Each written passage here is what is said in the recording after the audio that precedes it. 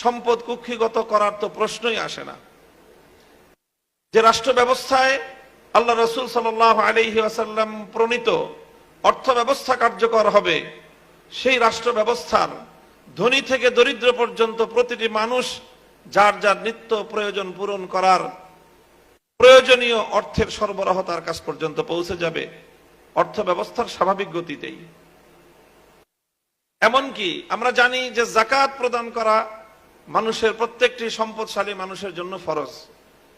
আল্লাহ রাসূল সাল্লাল্লাহু আলাইহি ওয়াসাল্লামের সুস্পষ্ট ঘোষণা রয়েছে, তিরমিজি শরীফ সহ অনেকগুলো হাদিসের কিতাবের মধ্যে হাদিসটি বর্ণিত, যে নবীজি সাধারণ দরিদ্র মানুষের অর্থনৈতিক নিরাপত্তা নিশ্চিত করার জন্য যে একটি মূলনীতি ঘোষণা করেছেন, সেটি হলো যে ইন্না ফিল মালি লাহাক্কান সিওয়াজ যাকাত, দরিদ্র মানুষের প্রয়োজন পূরণ করার জন্য ধনীদের সকল সম্পদের মধ্যেই দরিদ্রদের অধিকার রয়েছে। দরিদ্র কোনো মানুষ যদি তার জীবন মরণের সংকট দেখা দেয়, তার জীবন বাঁচানোর প্রশ্ন চলে আসে, তার সন্তানের জীবন বাঁচানোর প্রশ্ন চলে আসে, তাহলে ধনী শুধুমাত্র যাকাত দিয়ে ক্ষান্ত থাকতে পারবে না, বরং এলাকার ধনীদের সকল সম্পত্তিগুলো দরিদ্রদের জীবন বাঁচানো পরিমাণ প্রয়োজন পূরণ করার জন্য সকল সম্পদ প্রয়োজনে বাজেয়াপ্ত হয়ে সকল দরিদ্রের মধ্যে বণ্টিত হবে। ইসলাম প্রদত্ত এই অর্থ ব্যবস্থা, রাহমাতুল লিল আলামিন সাল্লাল্লাহু আলাইহি ওয়াসাল্লাম প্রণীত অর্থ বন্টনের এই নীতি যদি আজকের এই পৃথিবীতে বাস্তবায়িত হতো, তাহলে এই পৃথিবীর কোন জায়গায় একজন দরিদ্র মানুষও অনাহারে অর্ধাহারে দিনাতিপাত করত না। কাজেই আজ এই যে অর্থ ব্যবস্থা নিয়ে পৃথিবীতে এখন যে পুঁজিবাদী অর্থ ব্যবস্থার যে পশ্চিমা সভ্যতার কাছে আজকের আমরা পৃথিবীবাসী, গোটা দুনিয়া আজ তাদের হাতে জিম্মি। এজন্যই তারা সমাজ থেকে রাসূল সাল্লাল্লাহু আলাইহি ওয়াসাল্লামের আদর্শের কার্যকারিতাকে বিনষ্ট করতে চায়। এজন্যই কারণ পশ্চিমা সমাজ ব্যবস্থার সকল অন্যায় এবং অবিচারের মূল হলো তাদের পুঁজিবাদ। সারা পৃথিবী থেকে অল্প কিছু মানুষের কাছে সম্পদ কুক্ষিগত করে রেখে সেই সম্পদ সীমাহীন ভাবে ভোগ বিলাসিতায় মত্ত হওয়াটাই পশ্চিমা সভ্যতার মূল কথা। এজন্যই তারা আল্লাহ রাসূল সাল্লাল্লাহু আলাইহি ওয়াসাল্লামের জীবন আদর্শকে ভয় পায়। এজন্যই তারা মুসলিম সমাজকে আল্লাহর নবীর জীবন চরিত্র থেকে দূরে সরিয়ে দিতে চায়। কারণ মুসলমানরা যদি সোচ্চার হয়ে ওঠে, আল্লাহর নবীর প্রণীত অর্থ ব্যবস্থা যদি এই পৃথিবীতে বাস্তবায়ন করার জন্য মুসলমানরা সোচ্চার হয়, তাহলে পুঁজিবাদ ধসে পড়বে, পুঁজিবাদীদের এই ভোগ বিলাসিতা ধসে পড়বে, পুঁজিবাদীদের দেশে আরেক দেশ থেকে সম্পদ লুটপাট করে ব্যবহার করবার কোনো সুযোগ থাকবে না। পুঁজিবাদী দেশগুলোর কর্ণধাররাও মুসলমানদের কাছে জবাবদিহিতার কাঠগড়ায় দাঁড়িয়ে যেতে বাধ্য হবে। এজন্যই তারা রাসূল সাল্লাল্লাহু আলাইহি ওয়াসাল্লামের সিরাতকে মুসলিম সমাজ থেকেও বিদায় করে দেওয়ার সব ধরনের আয়োজন করছে। এই পরিপ্রেক্ষিতে আমাদের ঐতিহাসিক দায়িত্ব এবং কর্তব্য এসে দাঁড়ায় যে আমরাও তারা যেটা চাচ্ছে তাদের প্রতি কোন ধরনের ভয় ভীতি আমাদের অন্তরের মধ্যে রাখা চলবে না। পশ্চিমা সভ্যতার, ইউরোপ এবং আমেরিকার যে ভীতি এবং তাদের যে রব, তাদের প্রতি যে একটি আমাদের অন্তরের মধ্যে একটি হীনমন্যতা রয়েছে, মুসলিম জাতিকে আজকে এই হীনমন্যতা থেকে বেরিয়ে আসতে হবে। তাকিয়ে দেখো, আমাদেরকে অনেকে বলে যে আপনাদের কাছে আজকের আধুনিক এই পৃথিবীতে আপনাদের কাছে বাস্তবায়ন করার মতো কি অর্থ ব্যবস্থা আছে? এতদিন পর্যন্ত আমরা তাত্ত্বিক কথা বলতাম, এখন বলবো তাকায় দেখো, ইমারতে ইসলামিয়া মোল্লারা পরিচালনা করছে, পরিচালনা করছে। সেখানকার এই মাদ্রাসার হুজুর এবং শিক্ষকরাই ইমারতে ইসলামিয়ার টপ টু বটম গোটা প্রশাসন সব পরিচালনা করছে। তোমাদের মতো এত ডক্টর সেখানে নাই। তাকায় দেখো আজকে তোমার বাংলাদেশের, আমি ডক্টর ইউনূস সাহেবকে অ্যাড্রেস করে বলি, আপনার বাংলাদেশের অর্থনীতির গতি দেখেন, প্রবৃদ্ধির তুলনা করেন ইমারতে ইসলামিয়ার অর্থ ব্যবস্থার সঙ্গে, মাথা হেঁট হয়ে আসবে, লজ্জায় মাথা নিচু হয়ে আসবে আপনাদের। আজ ইমারতে ইসলামিয়া সারা পৃথিবীতে অর্থনৈতিক প্রবৃদ্ধির রোল মডেল হিসেবে সারা দুনিয়ার সামনে আদর্শ স্থাপন করেছে, এবং এটা হয়েছে শুধুমাত্র মুহাম্মদ আরবি সাল্লাল্লাহু আলাইহি ওয়াসাল্লাম প্রণীত অর্থনীতির নীতিগুলো অনুসরণ করার বদৌলতে। এবং এটা সম্ভব হয়েছে মোল্লাদের মাধ্যমেই, আলেম সমাজের মাধ্যমেই, যারা মাদ্রাসা পড়ুয়া তাদের মাধ্যমেই। হীনমন্যতার কোনো কারণ নাই। সেই দিন আসছে, সেই দিন আসছে। এই যে ভারত আমার নবীকে নিয়ে দুদিন পর পর ইজ্জত নিয়ে নবীর উপরে কটাক্ষ করে তারা যেই আগুন নিয়ে খেলছে, যে আগুন নিয়ে খেলছে, এই নূপুর শর্মার আগেই রামজি মহারাজ এবং নীতিশ নারায়ণ রানে তারা এভাবে একের পর এক আল্লাহর নবীকে কটাক্ষ করে আসলে মূলত তারা ভারতবর্ষ জুড়ে যুদ্ধের, ওরা আমাদেরকে উস্কানি দিচ্ছে। যদি মুসলমান তোমরা তোমাদের নবীকে ভালোবেসে থাকো তাহলে আসো, তোমাদের সঙ্গে আমরা যুদ্ধ করব, তোমাদের সঙ্গে আমরা লড়াই করব। আলহামদুলিল্লাহ, আমাদের স্বাধীন ভারতের বাইরে, ইন্ডিয়ার বাইরের অন্য স্বাধীন মুসলিম দেশগুলোর কথা তো পরে, খোদ ভারতে মুম্বাই অভিমুখে লাখো নবী প্রেমিক জনতার লং মার্চ আজকে গোটা ভারতকে থরথর করে কাঁপিয়ে দিয়েছে। আমরা ভারতের মুসলমান দেশকে অভয় দিতে চাই, তাদেরকে সহমর্মিতা জানিয়ে বলতে চাই, যদি নরেন্দ্র মোদীরা হিন্দুত্ববাদ প্রতিষ্ঠার জন্য আমার নবীকে করতে চায়, আমরা এই উপমহাদেশে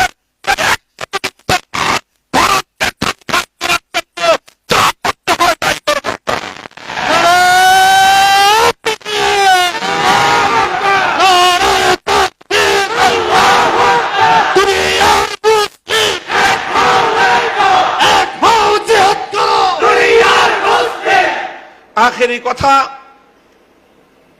আমাদের অন্তর্বর্তীকালীন সরকারের উপদেষ্টাদেরকে বলি, দেখেন একটা স্মৃতি আমি স্মৃতিচারণ করি অতীতের এক সময়ের। বিরোধী দল আন্দোলন করতেছে, বিরোধী দল একটা ইস্যু নিয়ে আন্দোলন করতেছিল। কি ইস্যু? এই যে এই নির্বাচন কমিশনার, প্রধান নির্বাচন কমিশনারকে আমরা মানি না, নাম ছিল তার আব্দুল আজিজ। আজিজ কমিশন মানি না, মানি না, মানি না। সরকার বলল ঠিক আছে, আজিজ কমিশনার মানো না, তাহলে বদলাইয়া দিই আমরা। বদলাইয়া দিল আরেকটা প্রধান নির্বাচন কমিশনার, নাম হলো মাহফুজ। ও আসলো যখন, বিরোধী দল দেখলো এটা তো আরো বড় তাদের জন্য সমস্যা। যখন সরকারে থাকে তখন বিরোধী দলকে, বিরোধী মতের সংগ্রাম এবং আন্দোলনগুলোকে দমন করার জন্য এই ধরনের অপকৌশল অনেকেই আশ্রয় নেয়। যে প্রথম দেয় ছোট শয়তান, ছোট শয়তানের বিরুদ্ধে প্রতিবাদ করলে ঠিক আছে বদলায় দিলাম, বদলায় বসায় বড় শয়তানকে। ডক্টর ইউনূস সাহেব, একটাই অনুরোধ করবো, এত বোকা ভাববেন না আমাদেরকে। আমরা এক শয়তানের বিরুদ্ধে আন্দোলন করলে 16 ছোট শয়তান বদলায় বড় শয়তান বসাবেন। আপনারা শিক্ষা ব্যবস্থায় ধর্ম রিলেটেড বিষয়গুলোকে সাব্যস্ত করার জন্য তার ব্যাপারে দ্বিমত নাই, এরকম একজন ইসলামপন্থীদের সর্বজন গ্রহণযোগ্য ব্যক্তি আপনাদের পরিষদে থাকার পরেও আপনারা শিক্ষা কমিশনে ধর্ম বিষয়ক স্কলার যখন নিবেন, আফম খালিদ সাহেবকে জিজ্ঞাসা করেছেন আপনারা? করেন নাই। সবকিছু আপনাদের মন মতো করবেন, ইসলাম বিষয়ে আপনারা আলেম সমাজের মতামতের তোয়াক্কা করবেন না। আর এরপরে আমরা গলা ফাটায় চিৎকার করলে বলবেন যে হুজুররা এত চিৎকার করে কেন। এরপরে ছোট শয়তানের বিরুদ্ধে আমরা প্রতিবাদ করলে ওই ছোট শয়তান বদলায় বড় শয়তান বসাবেন।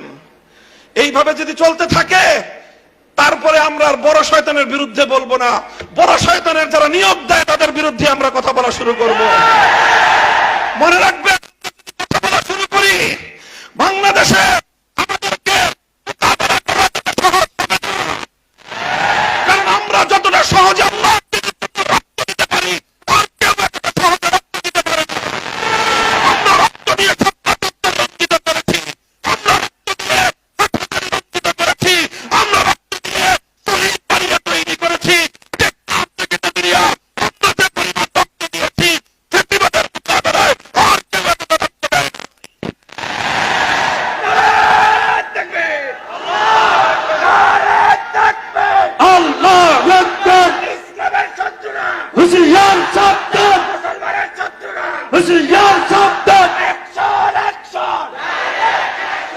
ইসলাম কেন্দ্রিক সমস্যাগুলো সমাধানের জন্য যদি রক্ত দেওয়াই হয় একমাত্র পথ, মনে রাখবেন আমাদের কাছে এত রক্ত আছে, রক্ত নিয়ে আপনাদের পিপাসা নিবারণ হবে না।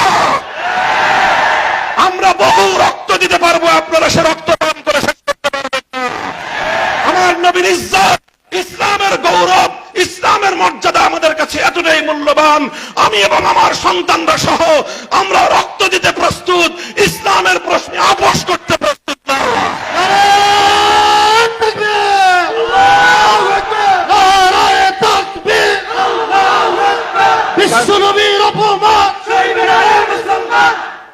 আমাদের খুব বিনীত অনুরোধ থাকবে, নিবেদন থাকবে, শিক্ষা ব্যবস্থা হোক, আইন সংস্কারের ক্ষেত্রে হোক, বিশেষ করে এই দুটো জায়গার কথা আমি উল্লেখ করলাম, শিক্ষা কমিশন এবং আইন সংস্কার কমিশন, আপনারা যাই করবেন ইসলামের নামে ইসলামিক স্কলার হিসেবে একজন ব্যক্তিকে আপনারা সেখানে সিলেক্ট করবেন যে লোকটা নবীর হাদিস অস্বীকারী। এই ধরনের তামাশা আমাদের সাথে করবেন? আপনারা কি মনে করতেছেন যে তামাশা করে আমাদেরকে আপনারা লাজবাব করে দিবেন? মনে রেখেন, আমাদের পিঠ যদি দেয়ালে ঠেকে যায় তখন আমরা যে প্রতিক্রিয়া দেখাবো, ওই প্রতিক্রিয়া সামাল দেওয়ার শক্তি না বাংলাদেশের আছে, না ভারতের আছে, না আমেরিকার আছে। কারণ আমরা জীবন মৃত্যুর পরোয়া করি না যখন আমার নবীর ইজ্জত এবং আমার নবীর আনিত দ্বীন। আবার আপনাদেরকে খুব শান্ত নম্র ভাষায় পরামর্শ দিচ্ছি, ধর্ম রিলেটেড যে কোনো সমস্যাগুলোর সমাধান আপনাদের মন মতো করলে হবে না। আপনাদের মাঝে আমাদের প্রতিনিধি আফম খালিদ হোসেন সাহেব আছেন, ওনার কাছ থেকে প্রত্যেকটি ধর্মীয় বিষয়ে পরামর্শ নিয়ে আলেম সমাজ রয়েছে, হেফাজতে ইসলাম রয়েছে, অন্যান্য ইসলামিক মহলগুলো রয়েছে, তাদের কাছ থেকে জিজ্ঞাসা করেন। আহলে হাদিসরা আছেন, এদেশে সুন্নিরা আছেন, দেওবন্দিরা আছেন, আমরা সকলেই ইসলামের মৌলিক প্রশ্নে কিন্তু একমত। এই অজুহাত দেখাতে পারবেন না যে হুজুর এই তো 14 রকম কথা বলে। হাদিস ইনকারের বিষয়ে আমাদের সকলের বক্তব্য এক। আপনারা যে আইনগুলো সংস্কার করেছেন সেই আইনগুলো সংস্কারের প্রস্তাবনার বিরুদ্ধে সমস্ত হুজুররা একমত। কাজেই খুব বিনীত অনুরোধ করে বলতেছি, আমরা অনেক দিন ধরে আন্দোলন করে জেল খেটে রক্ত দিয়ে ক্লান্ত, আমাদেরকে খুব তাড়াতাড়ি আবার মাঠে নামতে বাধ্য করেন না। আপনারাও ভালো থাকেন, আমাদেরকেও কিছুদিন বিশ্রাম নিতে দেন। যদি আমাদেরকে বিশ্রাম দিতে আপনাদের খুব খারাপ লাগে তাহলে ইনশাআল্লাহ শাপলা চত্বরে আমি আপনাদেরকে দাওয়াত দিয়ে রাখবো।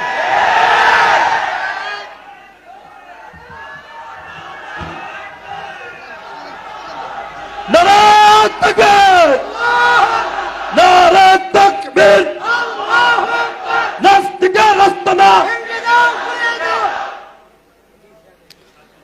আলহামদুলিল্লাহ, আমরা একদম শেষ পর্যায়ে এসে গেছি। আমাদের সর্বশেষ অতিথি এবং প্রধান অতিথি সর্বজন শ্রদ্ধেয় মুরব্বী মধুপুরে পীর সাহেব মাওলানা আব্দুল হামিদ সাহেব, তিনি এখন সর্বশেষ নাসিহা পেশ করবেন এবং দোয়া মোনাজাত পরিচালনা করবেন ইনশাআল্লাহ। السلام عليكم ورحمة الله وبركاته. الحمد لله وحده والصلاة والسلام على من لا نبي بعده وما بعد. أعوذ بالله من الشيطان الرجيم. بسم الله الرحمن الرحيم. حافظوا على الصلوات والصلاة الوسطى. আওয়াজ হচ্ছে কেন? এই শিখলাম নি এতক্ষণ পর্যন্ত। দিনী মাঝরাত যতক্ষণ আছে আওয়াজ করো না সেখানে, এখন দোয়া হয়ে যাবে।